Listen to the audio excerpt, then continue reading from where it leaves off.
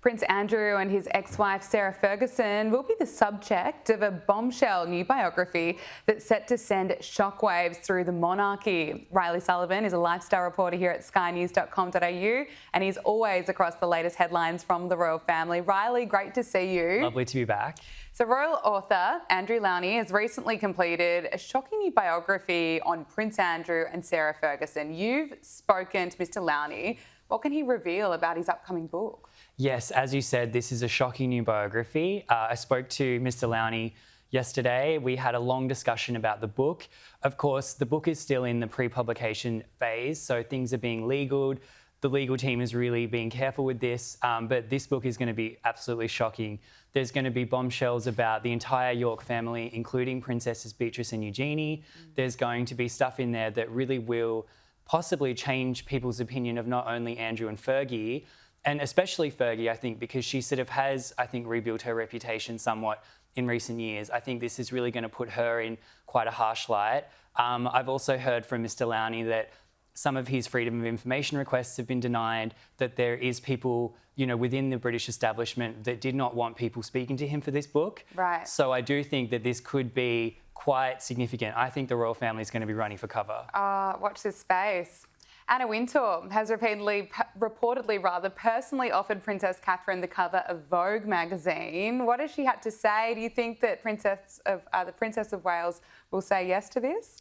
Yeah, this is quite an interesting request. So Anna Wintour is, of course, the editor of American Vogue, but she also sort of oversees all of the Vogues around the world. So supposedly she's personally approached Catherine to ask if she'd be interested in posing.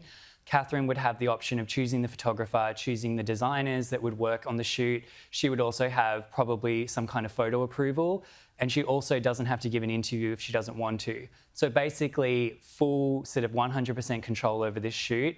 It would likely appear all around the world in all the different Vogues, in Australia, in Europe, in Asia, of course, American and British Vogue. I think it's a good offer. I'm not really sure if Catherine would be interested. She has posed for the cover of Vogue once when Alexandra Schulman was at British Vogue. She did the 100th anniversary issue.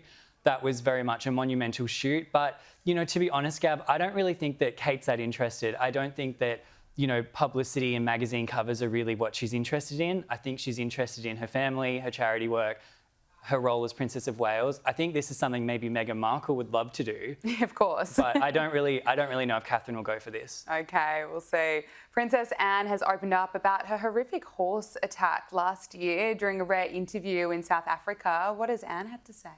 Yeah, Princess Anne's such an interesting royal because she is the kind of person that is so public facing. She's constantly doing these royal engagements, but she really doesn't like to talk about herself. Of course, last year she had this horrific horse attack. She spent 5 days in hospital. She suffered a concussion and some other minor injuries. So quite a significant event, but last week was the first time she's actually spoken about it. She basically said that she doesn't really remember the incident, and it scared her a bit because it sort of made her realise that life is fleeting and that these things are pretty life-changing.